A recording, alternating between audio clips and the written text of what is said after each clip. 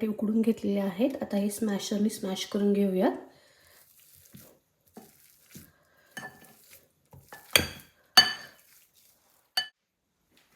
आता याच्यामध्ये ॲड करूया 3 चमचे कॉर्नफ्लॉवर, मिरची आणि लसणाची पेस्ट, चवीनुसार मीठ आणि कोथिंबीर.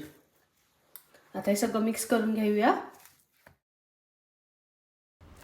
सगळं मिश्रण व्यवस्थित मिक्स केलेलं आहे. आता याचे आपण छोटे छोटे बॉल्स बनवून घेऊया. तुम्हाला आवडणाऱ्या कोणत्याही शेपमध्ये हे बनवू शकता.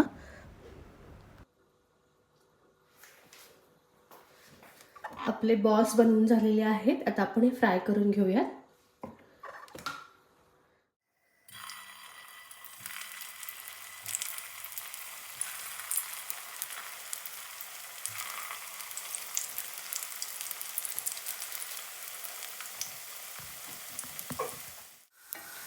तुम्हाला संध्याकाळी काहीतरी चटपटीत खायची इच्छा होते का? तर मग हे पोटॅटो बॉल्स तुम्ही नक्की ट्राय करा, खूप छान लागतात.